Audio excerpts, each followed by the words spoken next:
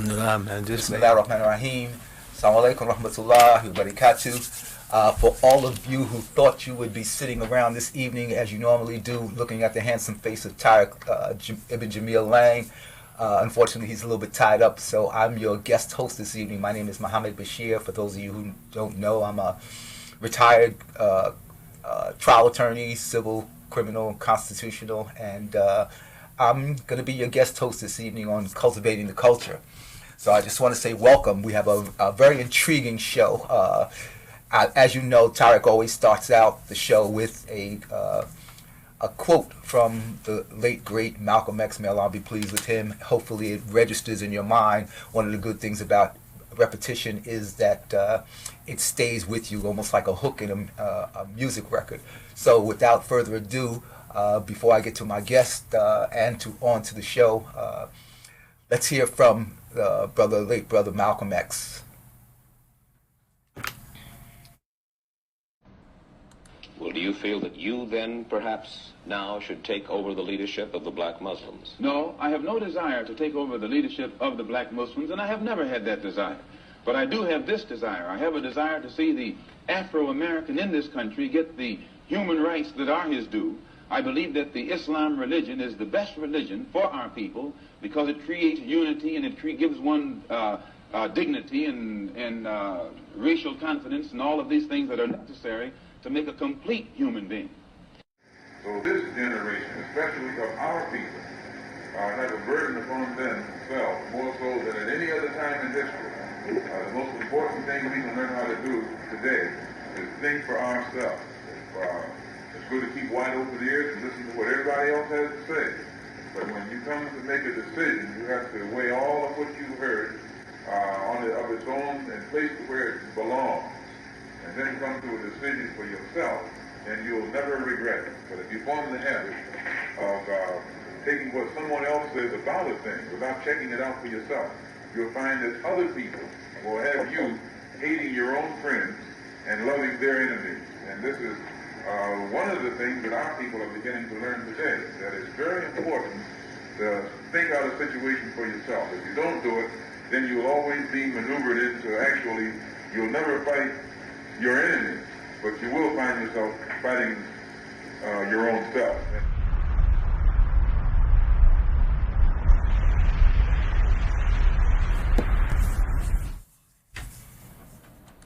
Welcome back. This is Cultivating the Culture. Again, I'm your guest host, Muhammad Bashir. No, I have no desire to take Again, over the your leadership of the black star of the Muslims, show, and I have never had Mr. that Tariq desire. Ibn Jamil Lang, is unavailable tonight, so I have the pleasure of hosting this particular show this evening. And when I say a pleasure, first of all, it's great to be able to talk to an audience of intelligent people. I always love an intelligent discussion, an intelligent conversation. So somewhere in between this discussion, I'm going to give you the number in case you want to call in and talk. But first, let me do one thing. Let me introduce you to my guest. The guest here tonight is Brother Amir Muhammad.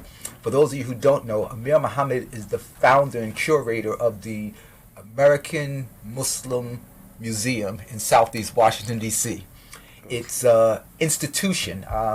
Unfortunately, right now it's shut down, but we're doing what we can to make sure that that institution doesn't go away. And it's interesting because I want to make sure that people understand the importance of institutions. That is, you build something in your community and you do whatever you can to make sure that it stays, and so that the next generation, the generation after that, can continue the legacy of perpetuating the history, explaining the history, so that we don't ever have to repeat the same problems that we have. I mean, there's an ancient quote, actually it's an old quote, it's attributed to Malcolm, but it's attributed to a lot of leaders, and it basically goes, of all the studies, history is best qualified to reward our research.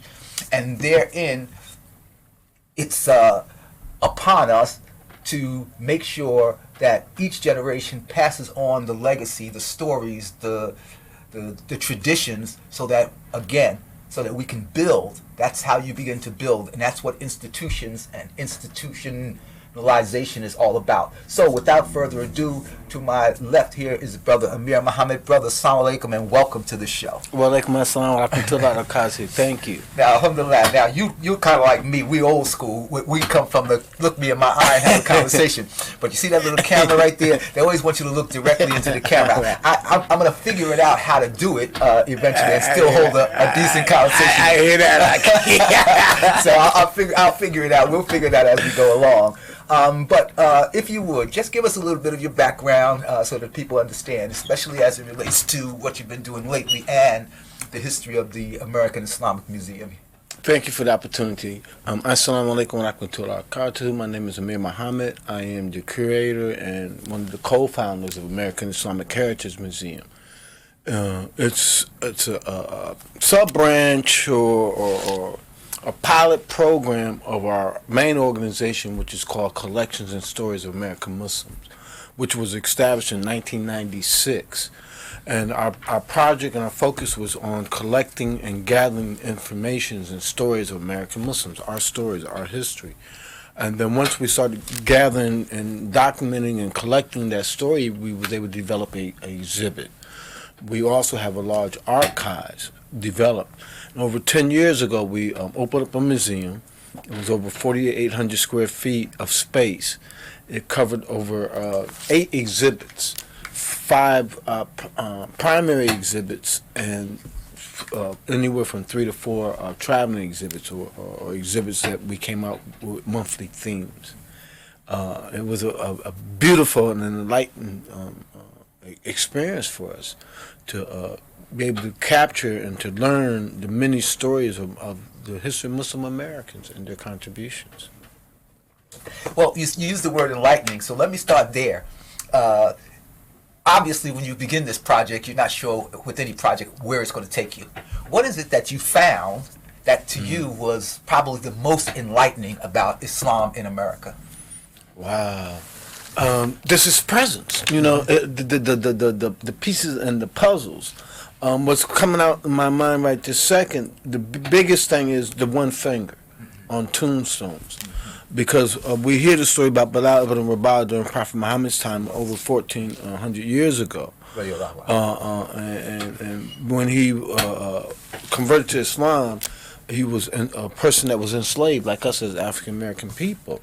And he was tortured or oppressed. They put a rock on his chest, matter of fact, to try to get him to convert back to paganism or non-belief. And all he could say was Ahad, which was one God. Then when he couldn't say that no more, he put up the one finger. And so in American history, we found the first 2 Muslim communities that was established. They was led by 2 guys named Bilal. And in between these 2 guys named Bilal was this tombstone with the one finger. We found these tombstones from Florida all the way up to Canada, out to Kansas. I found that's a unique event. Give us a time frame as it relates to the finger and these particular monuments. Or whatever they were. I would say in the 1800s. The earliest tombstone that I've seen of a Muslim in America was Vincent Smith, and he was known as he told me he was born named Abu Bakr Bakir Torah, right? Pardon me. And he came here at the age of 8, and he died in Connecticut in the 1700s. Now his tombstone is more of a New England type tombstone, which has a skeleton to the head and wings on it, believing in life after death. Then the next one, strangely enough, is in New England, and his tombstone said Muhammad, and he was the son of Native American Lasso Mohegan Indian chief Uncas. His name was Muhammad. His tombstones had the word Muhammad in 1735. But we see these tombstones with the one finger basically in the 1800s, from 1811 to the late 1800s. A few early 1900s, but most of them in the 1800s. When you say we see, I'm assuming then that this is an exploration, that you are literally going around the country tracking these things down. Explain some of that for us, how it was, what it was like. And Allah says, travel throughout the earth and see what was before you. You know, go learn the history that was before you. So in the early beginning, if they said that a Muslim existed, like we talked about that Salih Bilali Muhammad, they came from Sapper Island, St. Simon Island. We went down to those areas and talked with a couple of the relatives, explored the historical sites, the libraries and those centers to see what's available, what's type of information out there. I've been to Omar Ibn Said's burial grounds up in North Carolina, and that was wild. That was an area that that was deep within the woods that I know I didn't belong. There, as a matter of fact, the guy was taking care of I say garden, but the land, and he was one the Ku Klux Klan had on. And I was the only dude out there, man. I know I don't belong out here, man. It's time to go. I've been to the town, Muhammad, Illinois, Mecca, Indiana. Been in the town, Mecca, Indiana. Looking up these, was in this Arabian cemetery. And it's a very small town, maybe a town about 300 people. And of course I'm lost and looking, so I just young lady, little European white girl, you know, redhead, said, I know where some cemetery is, my family cemetery. And it's over here. And she told me where to go. Matter of fact, she even showed me where to go. And lo and behold, this cemetery had tombstones with the one finger on it and Arabic. Tombstones with Arabic on it. So I found it very unique. Our history is a very rich, humble history. Another great source of information that I found is the records, U.S. records, U.S. Census records. Not only tombstones, but Muslims in American wars, Muslims in American census. I found this very unique, very empowering, those records. Mm-hmm. That's interesting. You mentioned Umar ibn Said. He's probably one of the more well-known in the community names of people in the antebellum era or the colonial era. Just a brief explanation for the audience as to who Umar ibn Said was.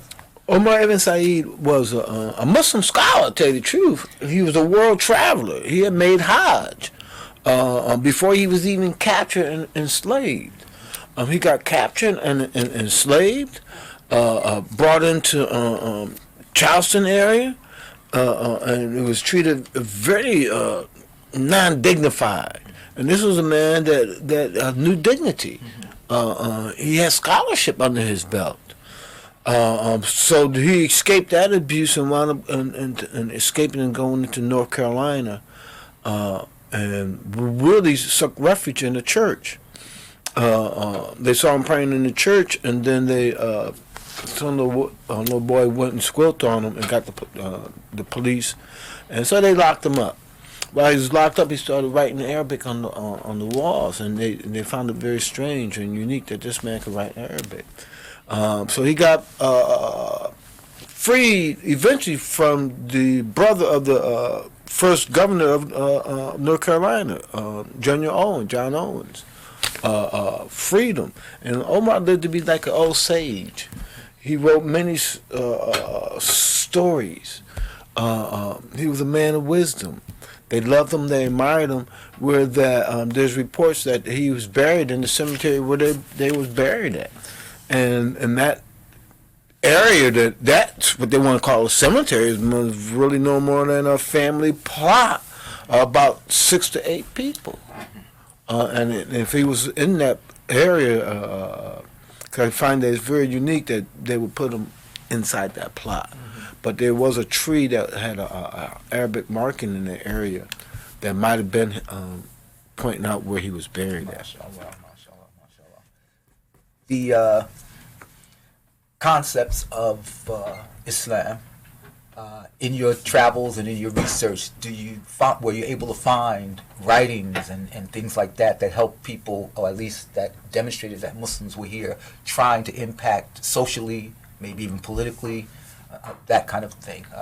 I noticed this story that everybody tells. I mean, every Muslim that I know talks about the fact that Thomas Jefferson had a Quran, and so when I think it was, I forget who it was, might have been the one of the first Muslim Congress people had sworn in on. First Muslim Congress, Keith Ellison took Right. oath of office on copies of Thomas Jefferson's Quran. Right.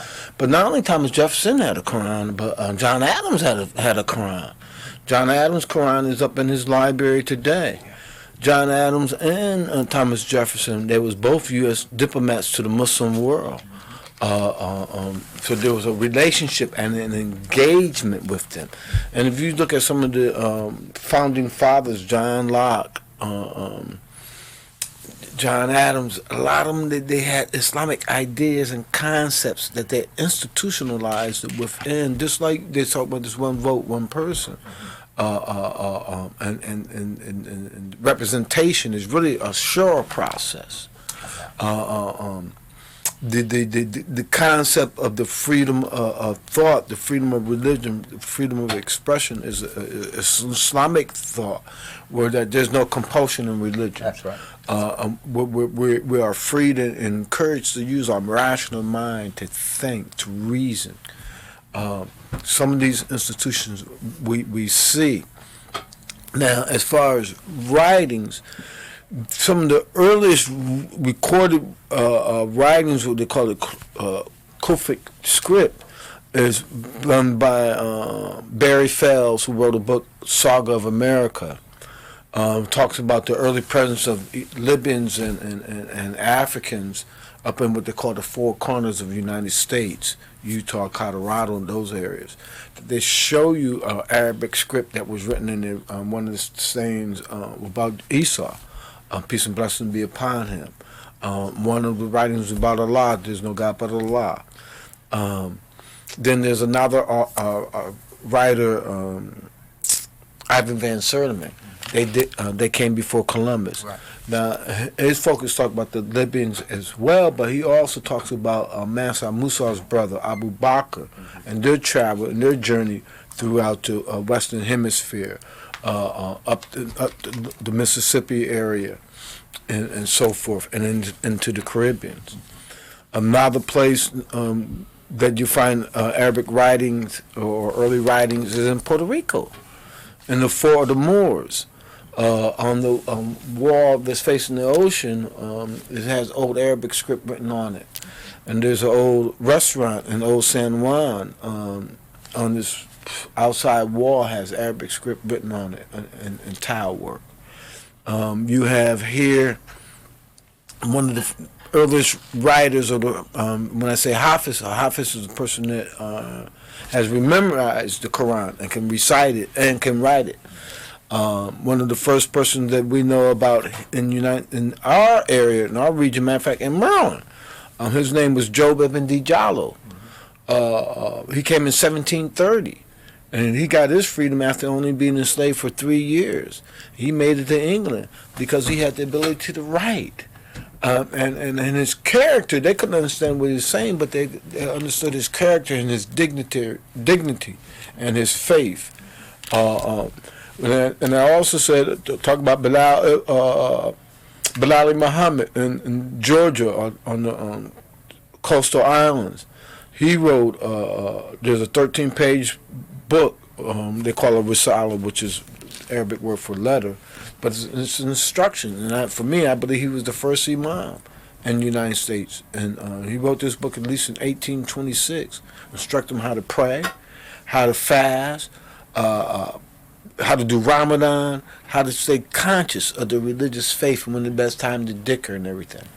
Now, another thing about the writings, and there's a church in Georgia, Savannah, Georgia, on the second floor. All of its pews have this old Arabic script or African writing on it, which they call a Jami script, which is Arabic written letters, but yet spoken and written in their dialect, whatever their dialect was at that time. So there's quite a few different places of letters that are out there that Muslims have left. And some of the things that I find unique, there's one letter that was done in 1768 by a person that was enslaved named Charno. And in there, he writes the Al-Fatiha, which is the open chapter of the Holy Quran, or the often repeated prayer. But yet, at the end, he also writes the last surahs of the Holy Quran. That's right. And I find that very unique, that he would choose to use this. You know, one is seeking refuge Falak, dawn, but seeking refuge from the dawn is seeking refuge from Allah, from the mischief of created things outside of yourself. Mm-hmm. You know, so he was seeking refuge from things outside of himself. And yet then he went to Al-Nas and seeking refuge from things from within himself. Mm-hmm. So there's that consciousness for him seeking God. Right. Omar ibn Said, one of his writings, was the Surah Yasin.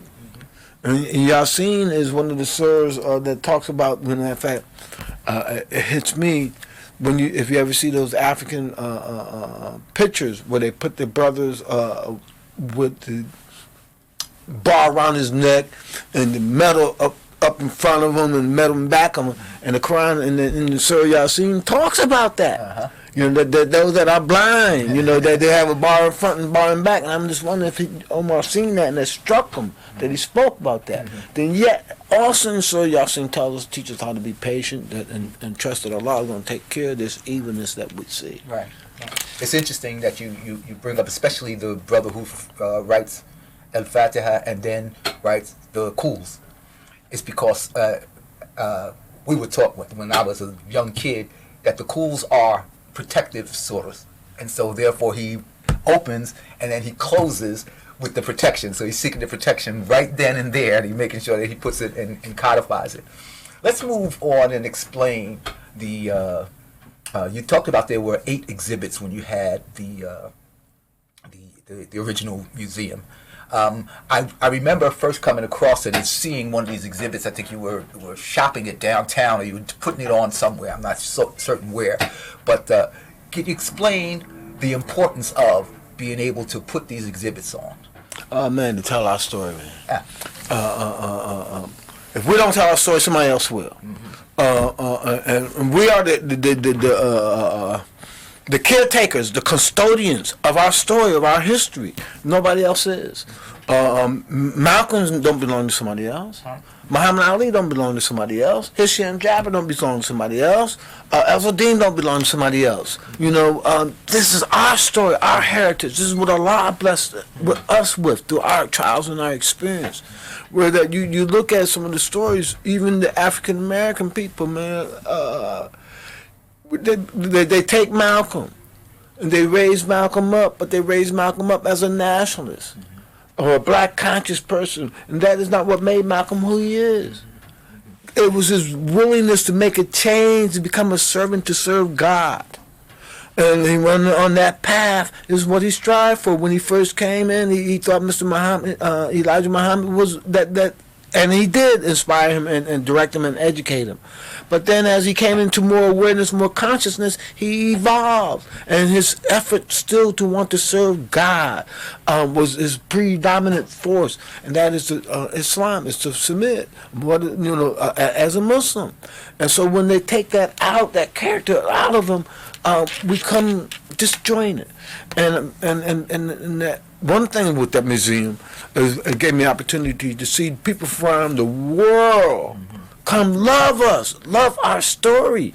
They want to come hear about Malcolm. They want to hear about that bean pie. They want to hear about Muhammad Ali. These are just like the movie stars, rock stars, Michael Jackson, all them.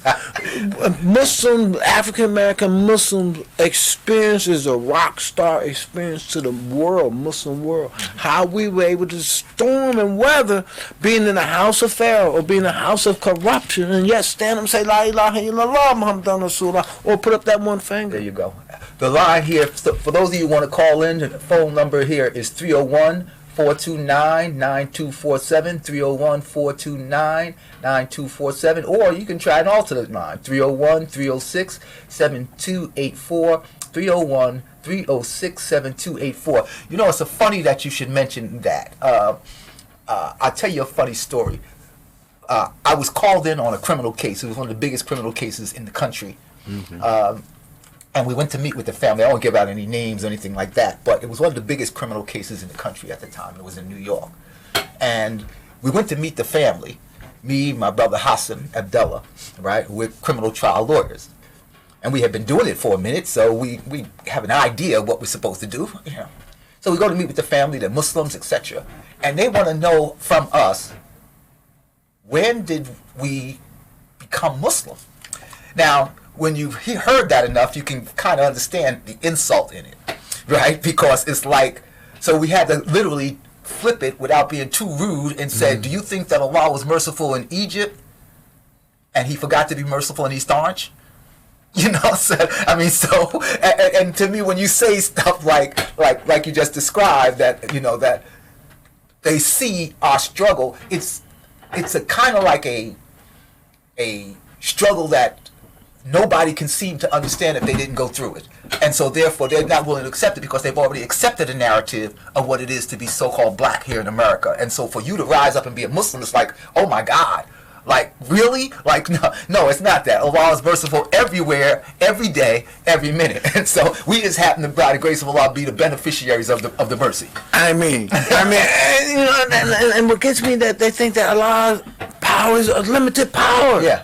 That is only he could reach an Arab, or he's not gonna reach that China man, or that black man, or that African man, or that Indian man in their language. But he has that power. Agreed. You mentioned some more contemporary names that bring us to the generations that we now have. For example, you mentioned Muhammad El-Zidane. You know, that's, I know you know, that's one of my mentors. That's one of the people that we studied under when I was a kid. So, if you would, Muhammad El-Zidane, maybe just a cursory story. I want to get into, I mean, we don't have enough time to get into break down all the history, but let's start with Muhammad El-Zidane, probably an unknown or an unspoken hero in this story of Islam here in America. And he's not the only one. There's many. Yes. But he's definitely one.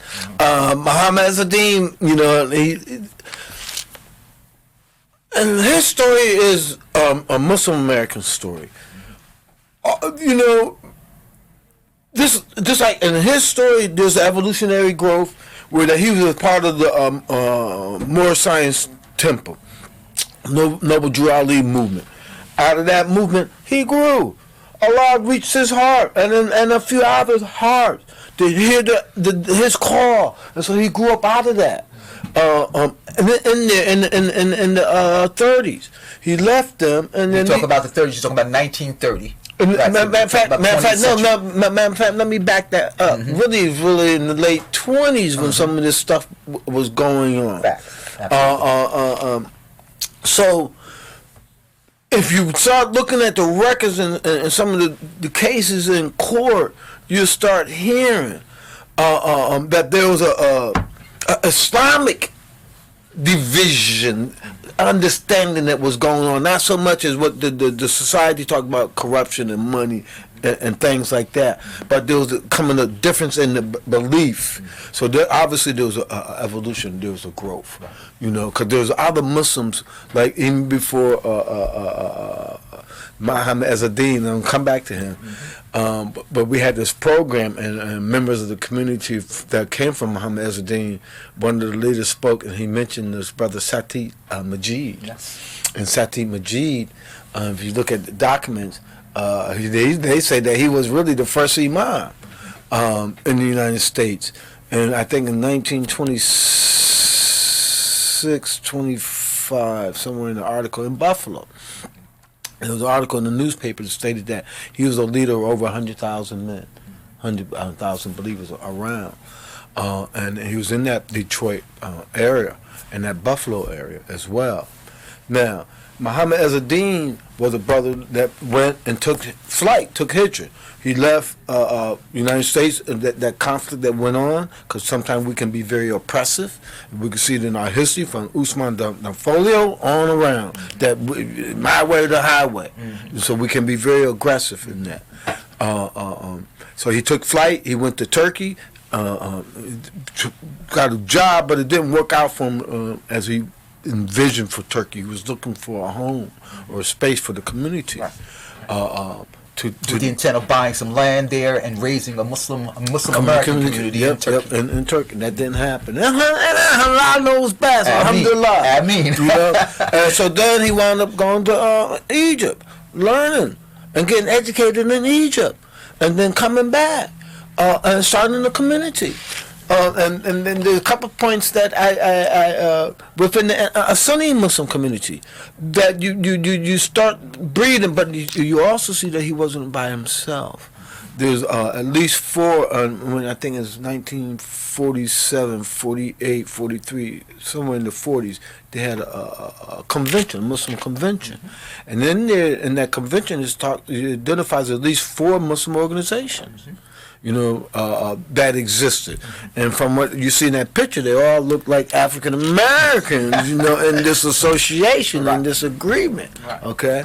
So there was that consciousness there. Now, what you also see with Imam Azzuddin, what I like, is that he comes back, there's a similarity and a continuity between Noble Drew Ali, Elijah Muhammad, and Professor Azzuddin, and that is this concept that we're Asiatic. The Moors stated have in the concept of being Asiatic, more Asiatic. The Nation of Islam, Elijah Muhammad days was we're Asiatic black, and Azzuddin, he says we're Hamitic Arab. And each one of them, the Asiatic and that Hamitic, is they showing us that, you know, in the biblical, in the Western world, they say that Noah had 3 children, Shem, Ham, and Japheth. Shem is supposed to be your Arabs and your Jews, Semitic, and Ham. And Japheth. Now, as far as what we know in society and in our history, Abraham was a Semitic, come up out of that region, but yet he married or engaged and had a child that was Hamitic, that is Ishmael. Okay, and then you got those tribes all up in Arab, in Arabia, that were Hamitic.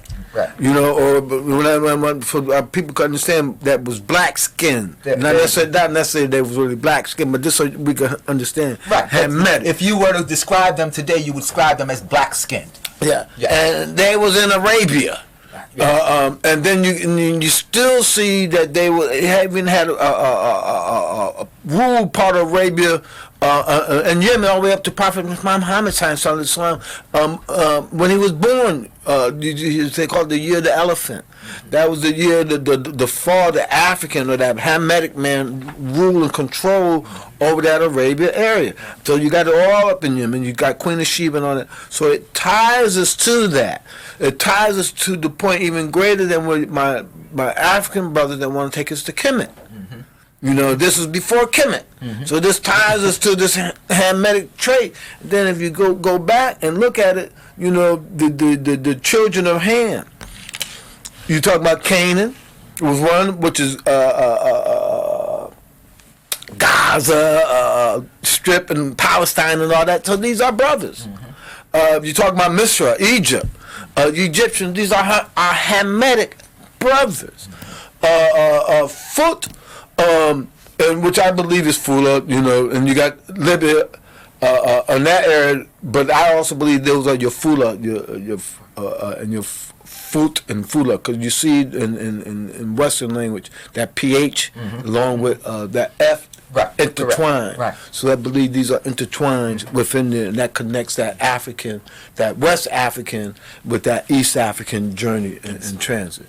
So I appreciate that he brings us to that consciousness, so that he let us know that there was also a identity crisis within us. He shows us this. You see that in Marcus Garvey. You see that in Elijah Muhammad, Imam Muhammad. Most of our leaders come to that consciousness, that awareness. Another thing that he points to, this is in the 30s. and that is having something your own. Yeah. So they bought land, Yeah. hundreds of acres of land, and they still got it today. You know, I when I was a kid, my dad had me doing research on Elsedine Village, only to find out that New Jersey denied them the opportunity to purchase in New Jersey to build a Muslim community. So they went up to, I think it was upstate New York, and purchased this multitude of land, and then came back to Jersey and later on developed. That's right. You know, but it was court. There actually are court cases where there actually are the Muslims developing. The so-called Sunni Muslims actually developing communities and purchasing land for the purpose of building communities. You're a lawyer, man. I don't like that word so-called. These brothers that would say they were following the Sunnah. Oh, mashallah. I don't know, but when I say so-called, one of the things that I learned a long time ago is if you say you're black, who am I to deny you are black? Because you're the one who gets to define that. So if I say so-called, I'm just saying what you call yourself. All right, so I'm not allowing anybody else to define you. I'm saying you call yourself this, and so therefore, since you have the right to define yourself, I'm going to allow you to define yourself. I go with that. Okay. I go with that. You know, because these brothers was on the hop. They was on the Sunnah. Absolutely. They don't care what level of knowledge, information they had. They were committed. You know, and this is that path. And then what you see, you know, within that, when I'm learning now, recently, and there's a continuality. You know, Noble Jawley, Professor Ezzeldine come up out of there and brought us towards the Sunnah. Then, from what I'm learning later, from out of Muhammad Ezzeldine, you got the Cuba Institute out in Philadelphia. You got, what I'm learning now, even Sheikh Dawood out in Brooklyn, New York, coming out of Professor Ezzeldine.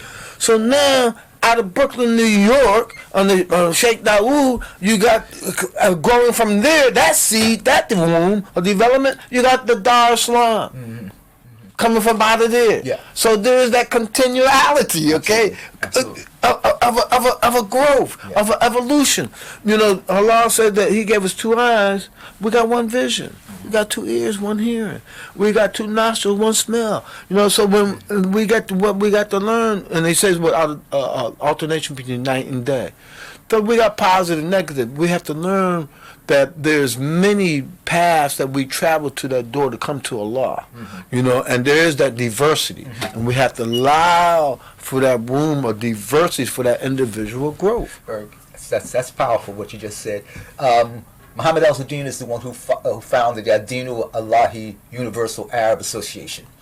From the Adinu Allahi Universal Arab Association, by the time we reach, say, Malcolm, Nation of Islam, Malcolm in the 50s, Malcolm is really the one who explodes the nation in 55 through, well, I think he comes out about in 55 till 64. So he's got like about a 9-year run of being probably the most known of the people in the quote unquote Islamic community, whether you consider the Nation of Islam Muslims or not. But Malcolm is probably the most known person, and so therefore, addressing Malcolm on the level that you described in the beginning, that he belongs to us.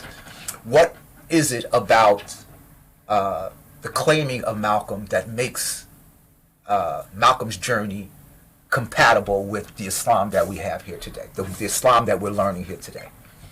But because it's ours, Malcolm us. Allah said He sent us all everybody a messenger, and Allah's Malcolm represent the just like Yusuf in the Quran was put in prison, had challenges of sexual challenges or women relationship challenges, brothers jealousy challenges. We had the same. Isn't that interesting? Excuse me for cutting you, but isn't that interesting how we take an individual and we hear his story, but we lose the context? And Quran is one of those kind of books and one of those directors that constantly says, look at the context in which I'm giving you this story, and then you can see how it applies to you. And for some reason, it seems like we run away from that. It's like, maybe that's the Western world of seeing it. It's just a story. No, it's not a story. It is a lesson, inshallah, that Allah has given you, and He repeats that lesson over and over, whether it's Bilal or Musa or Yusuf or Malcolm X. It's still a lesson for you to learn, and I think that's one of the most profound things that I learned about Islam. That is always Allah's Always there. He tells ayat or signs. He sends us signs all the time. Yeah. Recognize the signs, Yeah. the lessons. You see the stories of the Quran, the stories of the prophets, and the lessons. They teach you to learn about yourself and about other people. And that's what Malcolm represents. Our ability to make a change. You don't know how bad, how corrupt your life may be. If you're sincere, turn yourself over, die so you can live. We're getting ready to come to they're going to celebrate the ascension. And that is the ascension is the evolutionary or the spiritual growth. And a lot of people don't realize that there's two stories of ascension in the Quran. Really three, but two stories of ascensions in the Quran. One with Musa. We don't realize when Musa went on the journey with Qadir, that was an ascension, that was a story, a message, how to evolve spiritually. And what was that? Journey Musa, they was traveling, right? Searching. They thought they was on the righteous path. So one of the moral stories in that one is that no matter what path you may think you're traveling, you got to go back. You ain't thinking the right perception. You got to go back. Right. Reassess yourself. Reevaluate yourself. And then what he do? He met the guy and when the two parting of the rivers. These two different concepts that we have. And then he said, and then that one that was with him did not go with him. He went on with with a wiser one. And the wiser one said, you won't have patience with me, right? Because he said, you don't know. You're going to prejudge what you see. Right. So one of the lessons is that don't prejudge what you see. Then you got to go back and reflect on that and still seek to please Allah.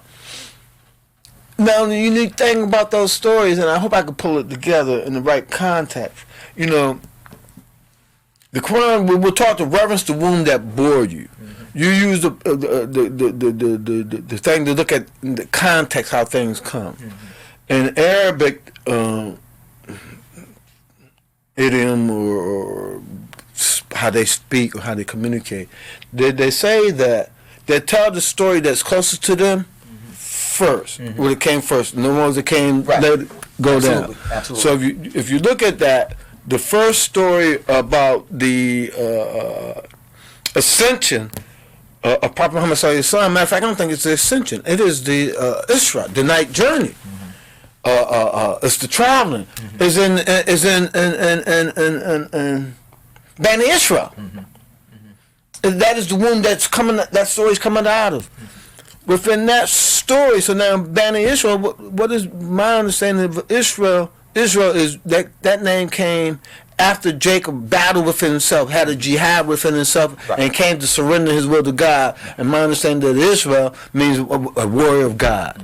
So if he's talking about now, he's saying to the warriors of God that in order to travel, then it comes back and warns them within there after the Prophet Muhammad sallallahu alaihi wasallam ascension journey to Jerusalem and then ascending up. It comes back and reminded the Jews that they'll be challenged twice. That they're not going to do the right thing, they're going to make mistakes twice. And then it comes back right after that and remind the Muslims, we are going to be challenged. So the story is also the story. A lot of times we say, oh, this is talking about the Jewish people. No, yes it is, but this is also even a sign for us as a people, as believers. Those that say that they surrender their will to God or the warriors of God, the servants of God, that is a reminder. Then the next one comes into what is that one? Is in Musa's. Musa's is in Al-Kahf, is in the cave. The cave. The Prophet Muhammad sallallahu alaihi wasallam, he got his vision, the inspiration from the cave. What is the symbol of the cave? We have to go within. What we say, the man cave. You know, we got to go. You got to go home into your cave and explore yourself. Purify yourself, and the when you go back to one more with Prophet Muhammad Sallallahu Alaihi Wasallam, that story of his ascension, or the first ascension, because there's two. There's one that would happen in the 5th year, and then there's the last one that happened in the 11th year. That first one in the 5th year, that ascension, they say that story is that the angel Gabriel came to and operated on his heart. I'm paraphrasing, Right. Operating on the heart, but took out his heart, purified everything. I believe we got to purify our souls if we're going to rise to God consciousness. That's right. We got to operate within ourselves, and each one of our leaders, Ezra-Din, I'm not going to throw Noble Ali, Ezra-Din, Sheikh Dawood. Sheikh Dawood, Muhammad Elijah, all of them gave us an independent mindset to search. Allah says that he's close to us as our jugular vein. And one thing that with the African American people, and I think with anybody that's been enslaved, just like we go back with Bilal ibn Rabah, the Prophet Muhammad Sallallahu Alaihi Wasallam, was that when he got his freedom, you can't enslave me no more. I'm free. I'm a free thinker now, and my relationship is with Allah. No intercessor. There's no one that come in between them. They got mad at Bilal when Prophet Muhammad Sallallahu Alaihi Wasallam passed, and he wouldn't take bay'ah. I don't take no bay'ah with nobody. My bay'ah is with Allah, Prophet Muhammad Sallallahu Alaihi Wasallam. And you see that same spirit. Yeah. That same spirit all penetrates all throughout. Like you can hear it. You know, I don't hear it with my brothers, but I see it in their action. The members, brothers from Ezra-Din community, you don't see them taking bay'ah with nobody. They within the community. I've heard a brother from Dar es Salaam say that when there was that split, there's some that went taking bay'ah with some that didn't. They said, "No, man.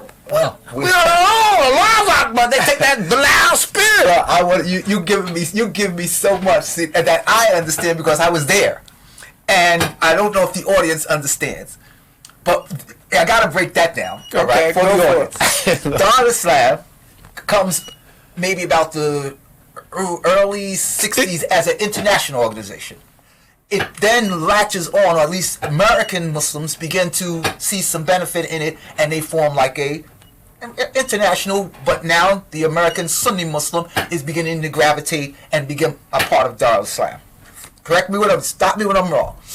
As they begin to do that, I think maybe around the time when they bombed Bosnia, right? Then the Dar es Salaam International says, we want to declare Bosnia or whomever an enemy.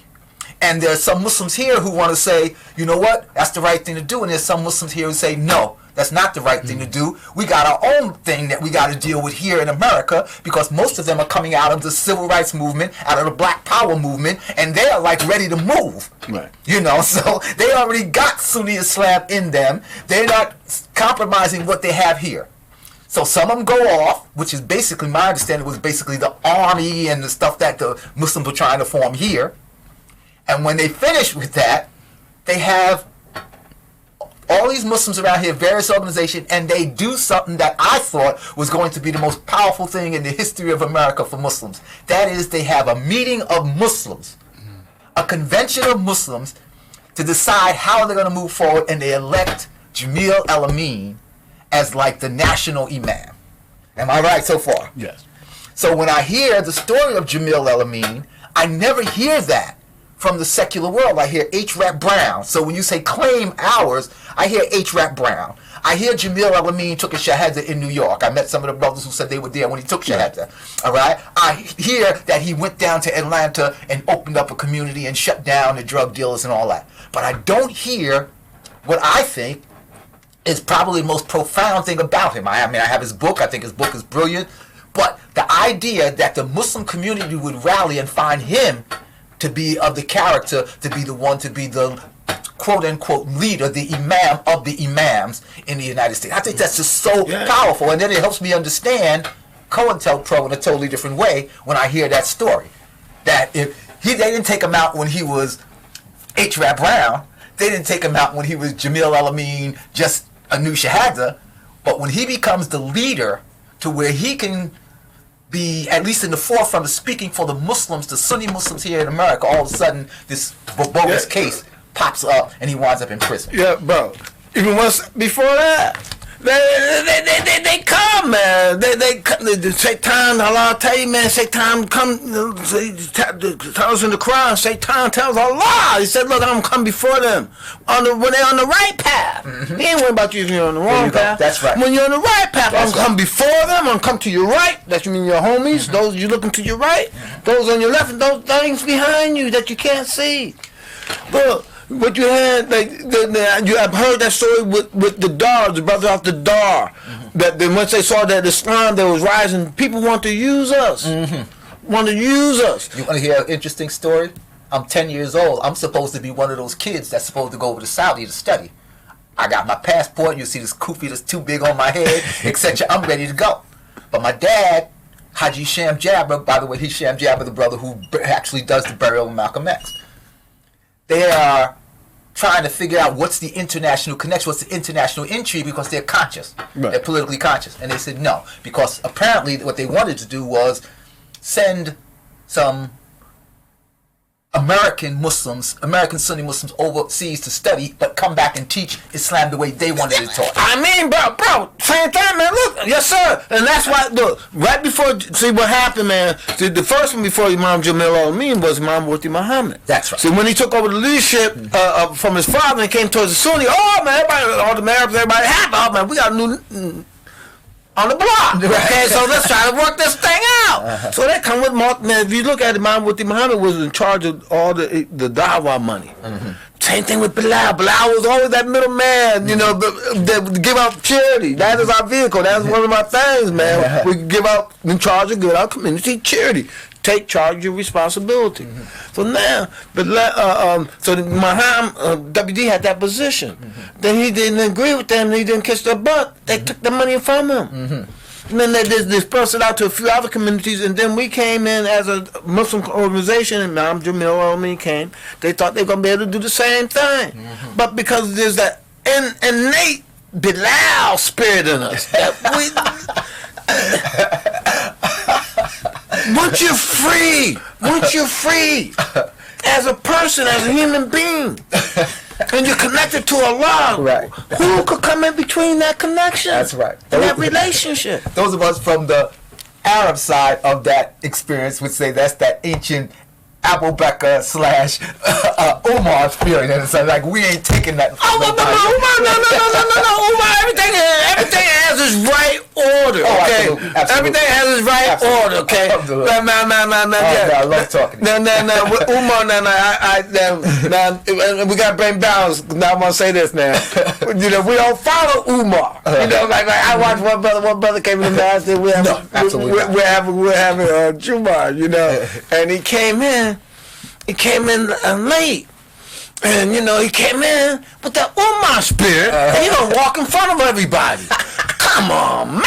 We have to have the Prophet Muhammad spirit. There we go. And say, let's wait, Allah, let me go in the back, and let me wait for the opportunity. I'm the one who's late. So yeah, you know what I'm saying? I'm not gonna inconvenience somebody. Yeah, you know, I'm late. But I'm not gonna deny that's your spirit. Just rise up and say, okay, let me try this. There you go. That's right. That's you know, because we need all things, and we have to learn to live and let live. Yeah. You know, we Allah reminds us with the bee.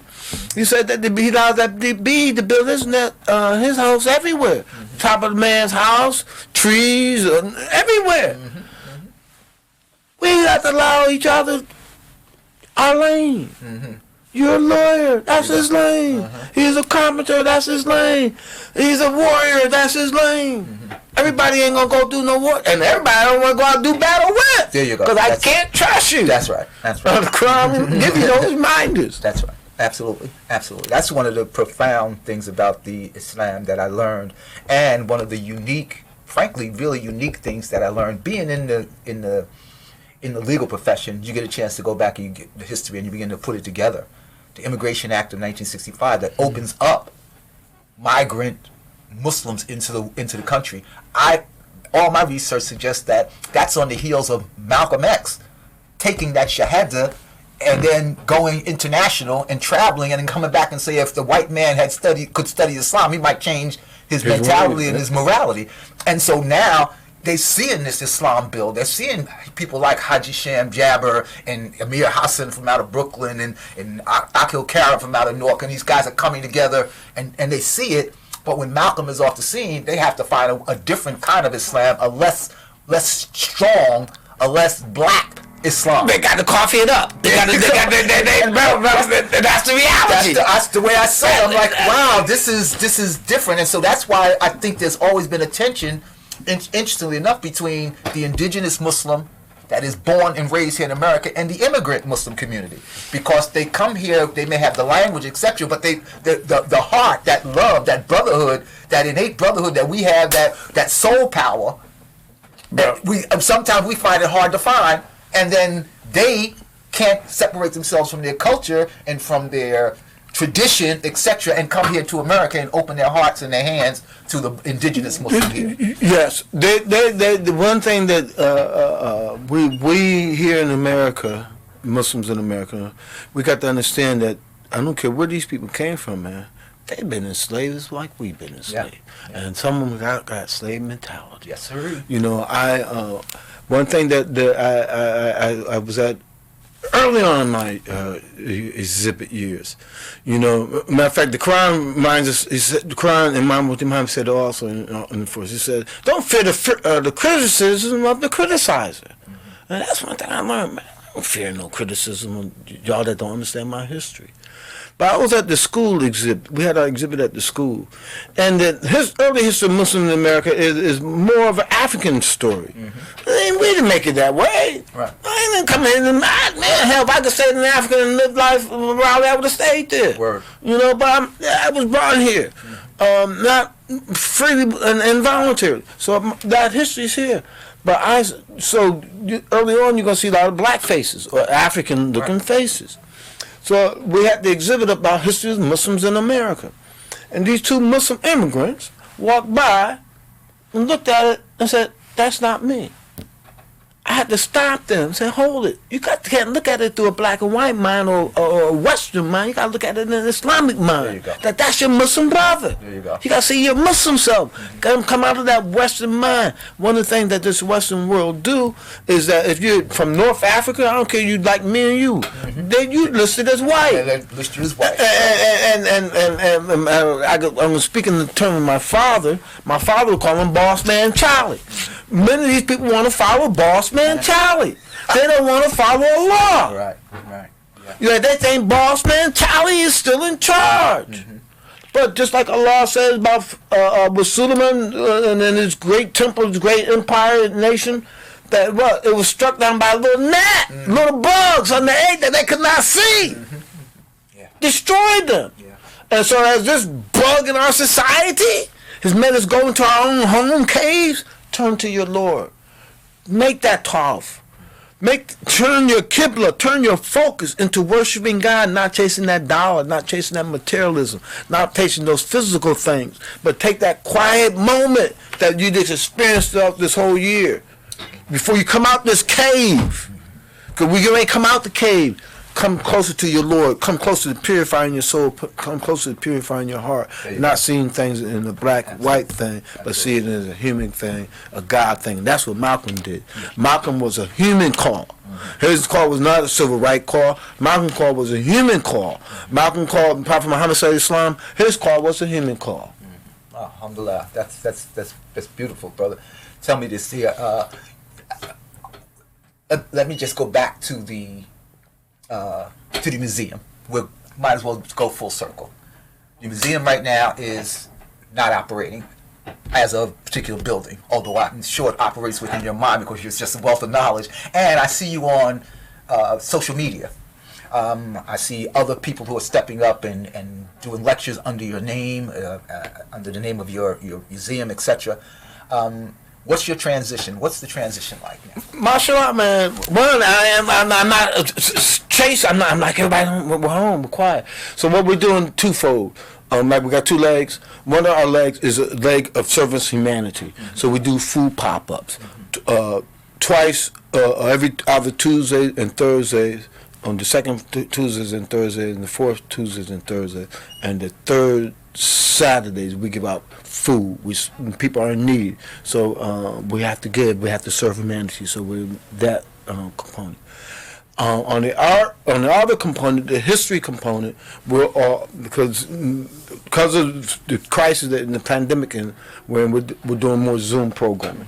So we got 3 aspects of our Zoom program: education, history, and we've done a great series of history from. Give out if there's a particular website or Zoom program or something visit our website www.aihmuseum.org and our list of the events will appear, or you go on YouTube, American Islamic Heritage Museum YouTube, and some of the personalities, the Azadeen stories there, the Dar Islam stories there, the Islamic Party stories there.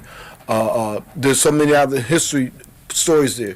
Then we have another component, which I know some of your family members. I could hear one of your daughters reciting her poetry on the spoken word, and one of your sons in his art. So what we have, another component we featured behind the arts. That is Muslims behind the spoken word, a Muslim behind visual arts. So we highlight visual artists.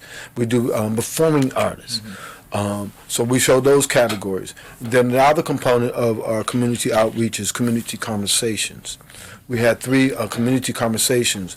One about opiate abuse, the second about mental health, and then the other one is a roundtable conversation to deal with present day thoughts, ideas, and issues, concerns. And then the last one that we do is about the history. Alhamdulillah, alhamdulillah. And the reason why I asked is because I'm just so excited that you're continuing on this mission of codifying our history and making sure that the history doesn't disappear. Probably the last thing that we can run by before we run out of time, we got maybe another 2 minutes or whatever, but what would you like the next generation to do with the information that you have? You know, boy, because we're out of time. You know, one thing I say about this next generation, I see that we're all coming together. Mahmoud Muhammad members, Azadeen members, Dar Islam members, everybody's coming together. That we need to come together. We got the economic base. If we don't do nothing but take on one project at a time, to identify a project to help, we have to learn to work together, to build together. You know, everybody's not going to go your way. But right. There's towns, there's like Detroit, there's other areas that, matter of fact, the community in Buffalo, they got over 325 acres. Right. There's things that, man, maybe we develop summer homes, develop residential homes, the community life, that we need to come together. Look, how can we work together, build together? Alhamdulillah, brother. Again, it's always a pleasure talking to you. I want to say thank you for coming in, sharing your knowledge, your wisdom, your energy with us. I want to thank Tariq Ibn Jamil Lang for allowing both of us to get together again. Alhamdulillah, may Allah bless him. And I'll tell you something. One of the things that I learned in my short stint here on this planet is that we are all victims, if we let ourselves be, of racism, white supremacy. But one of the things that I know about Islam is that Allah didn't leave. We used to always say Allah don't leave any disease that didn't have a cure. And if you consider that racism, white supremacy really is just a mental, emotional disease, then you have to look and see what doctrine that Allah left here that has survived the test of that. And the only one that still survived the test is La ilaha illallah Muhammadur Rasulullah. Once you get that in your heart, you become Bilal. Once you get that in your heart, you become Malcolm. You know, once you get that in your spirit, you become Jamil Al-Amin. You become that person who stands for truth no matter who it's for or who it's against. Right? In opposition of wrong. And be fair and just, and you become Muhammad Alexander Russell Webb, the first Muslim European Muslim in America. And that's the part that eliminates this whole concept that somebody is superior to the next person. That's the only doctrine that's out there now that has survived it, and it's the only one that can eliminate it. So again, this has been Cultivating the Culture. Again, next week, hopefully, Brother Tariq will be back. It's been our pleasure to host you. Inshallah, we'll have another exciting, interesting show for you next week. And again, you all get a chance to go check out Brother Amir Muhammad and the American Islamic Heritage Museum and the works that they're doing, please do. It's a wealth, a bevy of knowledge that you would just find fascinating, no matter what country, culture, whatever you come from. You would find it absolutely fascinating because it will help you complete the story of what it is to be American, what it is to be here in America, because you can't have American history without Muslim Islamic history here in America. And again, Assalamu alaikum warahmatullahi wabarakatuh, and we're out. Peace. My man. Yeah, I work, man. Alhamdulillah, man. Alhamdulillah.